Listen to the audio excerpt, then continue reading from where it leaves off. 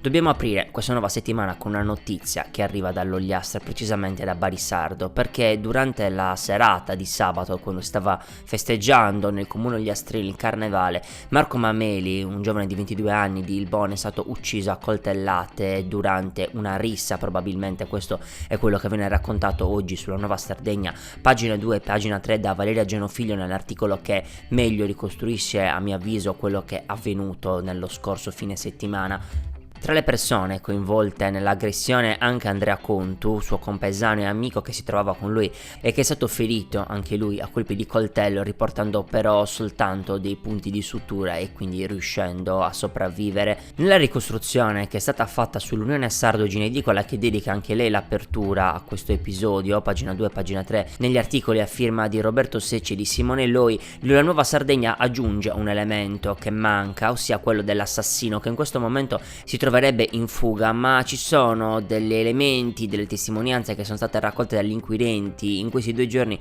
che farebbero propendere per un identikit già abbastanza chiaro. Si tratterebbe di un giovane di Arzana con cui già Mameli aveva litigato nella settimana precedente durante il carnevale di Lanusei. Ore contate quindi per l'assassino, ci sono dei testimoni, è stato difficile ricostruire esattamente che cosa è successo in quella serata convulsa dove tante persone erano in strada, musica ad alto volume, coriandoli, maschere soprattutto. Una delle cose più difficili è riuscire a ricostruire esattamente cosa accade quando le persone sono a volto coperto. Un grande classico, quasi da romanzo giallo, il più classico degli omicidi con il volto coperto da una maschera. Ecco, probabilmente non è quello di cui stiamo parlando, però sicuramente l'ambiente che si respirava ieri a Barisardo non ha aiutato a individuare, magari a bloccare anche immediatamente l'uomo, e ci sono varie comunità che ovviamente sono sotto shock dopo questo triste e tragico episodio. I primi cittadini di Barisardo, Bauneu, Lassi e Ierzu sono sconvolti e hanno chiesto che vengano interrotte le feste da qua sino al termine delle indagini, e appunto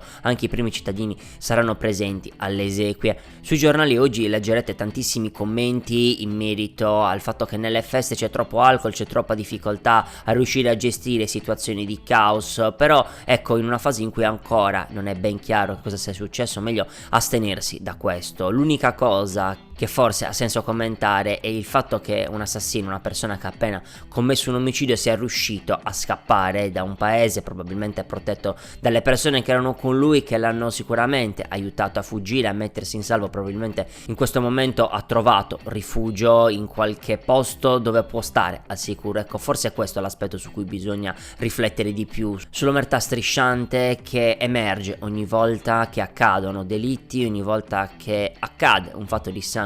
all'interno dell'isola, e c'è sempre chi cerca di mettere un'ombra su quanto successo. Io sono Alessandro Manno e vi do il quadro d'insieme di lunedì 3 marzo.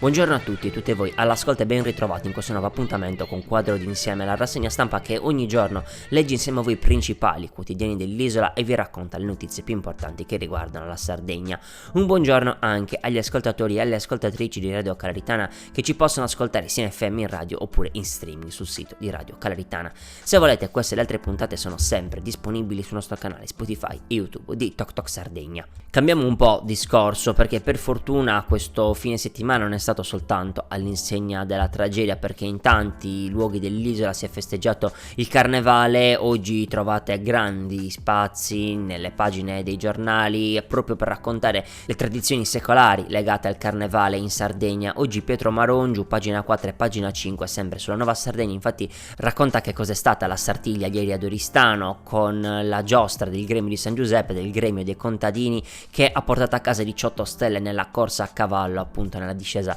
per prendere la stella, e poi lo spettacolo delle pariglie con le loro evoluzioni a cavallo ad alta velocità. Erano circa 25.000 persone che hanno assistito alle discese e che hanno sottolineato ancora di più quanto l'evento della Sartiglia sia forse uno dei più iconici attualmente in Sardegna come carnevale. Ma ci sono tantissimi racconti, quello del carnevale di Tempio ad esempio, con i suoi carri allegorici, direi più rinomati in Sardegna, molto vicino anche al tipo di carnevale che si festeggia magari in altre zone d'Italia, come ad esempio quello molto più conosciuto di Viareggio, ed è raccontato oggi a pagina 16 sempre sulla Nuova Sardegna da Mirko Muzzu. Insomma, se volete leggere le cronache di tradizioni, ecco, sicuramente oggi sui giornali trovate ampio spazio in uno dei weekend dove tantissimi sardi si sono concessi una gita fuori porta per scoprire e riscoprire le tradizioni secolari del carnevale nell'isola.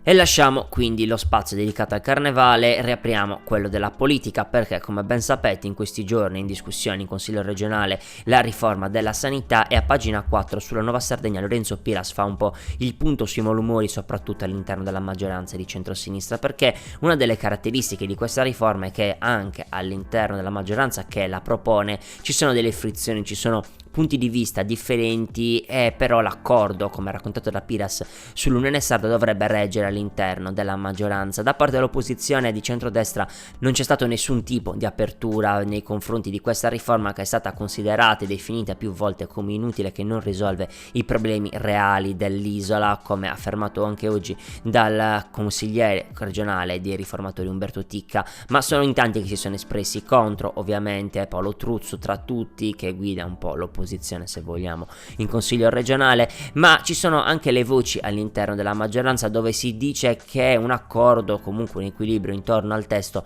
dovrebbe già essere stato trovato, e si spera che tutto quanto si concluda il prima possibile già questa settimana. Addirittura Maria Laura Orrù dell'Alleanza Verdi Sinistra, e che fa parte della maggioranza che in questo momento governa la regione, ha ipotizzato che già giovedì potrebbe arrivare un voto, però ci sono appunto buone probabilità che la riforma venga approvata. Uno dei punti chiave del testo è sicuramente il commissariamento delle ASL, con la scelta dei nuovi e delle nuove direttrici generali che guideranno le aziende sanitarie locali, dopo che appunto attualmente quelli che sono in carica erano stati nominati dalla precedente giunta regionale. Uno spoil system che appunto è stato voluto fortemente dal campo largo, che ha prestato il fianco alle critiche da parte del centrodestra, che ha parlato di spartizione di poltrone. Bisogna dire la verità, tutti lo fanno da tempo immemore, quello di mettere delle persone di fiducia all'interno di ruoli chiave, e la sanità è un ruolo chiave, l'abbiamo capito anche dei tanti problemi che ci sono nell'isola. Ci sono però anche alcuni pareri discordanti riguardanti questa riforma, quelli degli ordini dei medici, degli infermieri, che sono stati sentiti in commissione sanità e che però non hanno visto riconosciuti alcuni punti che avevano elencato durante il dialogo all'interno della riunione di commissione. Lo racconta Andrea Busia sempre oggi sull'Unione Sarda. E in generale comunque nella prossima settimana uno dei temi caldi della politica sarà sicuramente quello della riforma sanitaria, il primo atto forte da parte della giunta regionale di quest'anno, aspettando poi la legge di bilancio, che sicuramente darà un quadro molto più ampio di quelle che saranno le spese della regione nel prossimo anno contabile, una legge di bilancio che è stata già approvata dalla giunta e che deve arrivare in consiglio regionale per la discussione.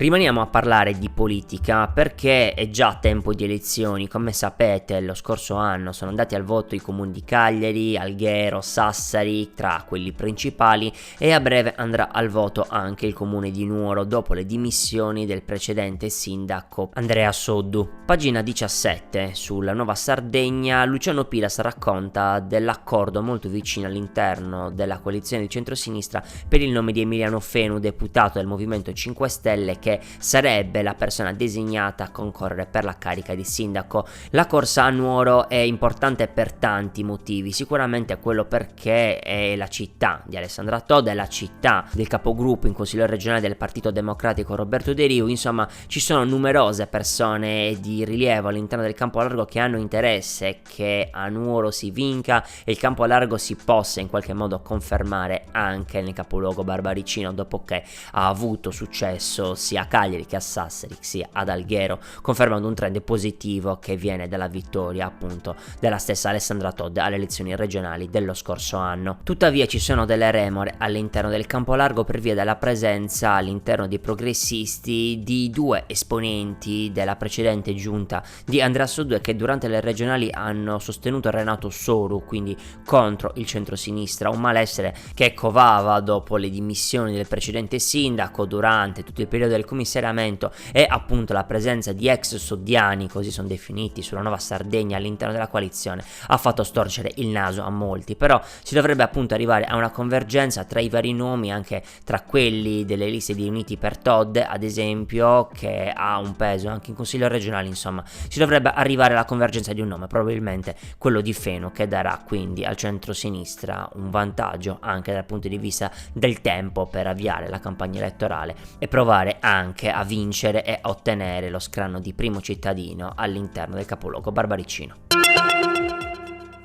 E andiamo a parlare di sport, perché oggi è lunedì, quindi ieri si sono giocati i campionati sia di Serie A sia di Serie C per quello che ci riguardano, e entrambe le squadre sarde sono rimaste sconfitte. Il Cagliari ha perso a Bologna per 1-2 subendo la rimonta dei Felsinei con la doppietta di Orsolini subito nel secondo tempo dopo il vantaggio iniziale di Piccoli, che si conferma trascinatore dell'attacco rossoblu con 7 reti all'attivo nel corso di questo campionato. Un episodio che sicuramente ha portato a pendere la partita da parte degli uomini di Vincenzo Italiano, quel rigore causato da Felici che ha dato il via alla rimonta da parte di una squadra che in questo momento ha la testa proiettata a ottenere un posto in Europa anche per il prossimo anno dopo la prima esperienza quest'anno in Champions League. Nicola nella conferenza stampa del post partita ha espresso la sua delusione dopo questa sconfitta in una partita che nel primo tempo era stata anche abbastanza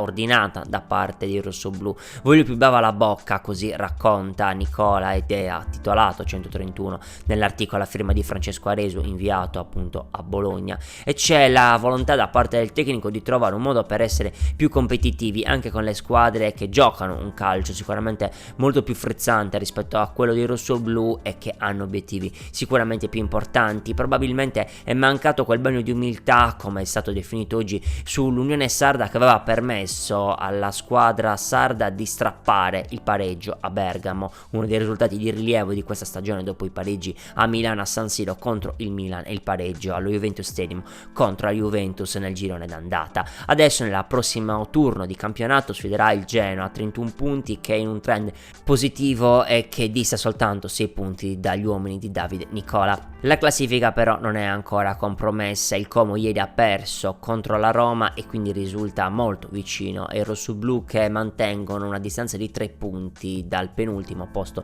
occupato dall'Empoli, che dopo la vittoria in quarti di finale di Coppa Italia contro la Juve ha trovato nuovamente un successo che la sta avvicinando di più alle squadre che credevano di essersi tolte dalla lotta a salvezza, tra cui appunto il Cagliari.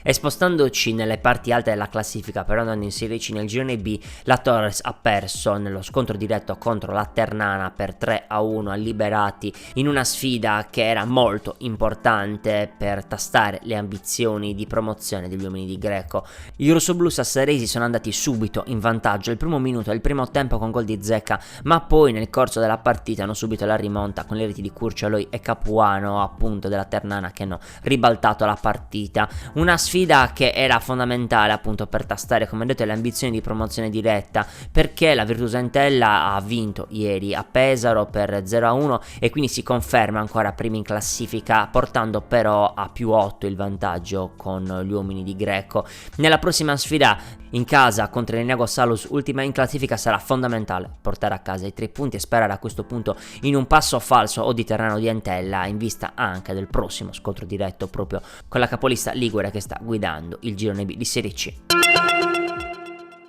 E questa era la nostra ultima notizia anche per oggi. L'appuntamento quindi è per domani, sempre a partire dalla stessa ora, e se volete queste e le altre puntate sono sempre disponibili sul nostro canale Spotify e YouTube di Tok Tok Sardegna. Un saluto da parte mia, da parte di tutta la nostra redazione, noi ci sentiamo come sempre domani. Passate una buona giornata e un buon inizio settimana. Ciao! Tok Tok Sardegna è una testata giornalistica registrata presso il Tribunale di Cagliari. Il direttore responsabile è Matteo Meloni. Quadro di Insieme è un podcast prodotto da Tok Tok Sardegna, grazie al contributo di CRAI Sardegna.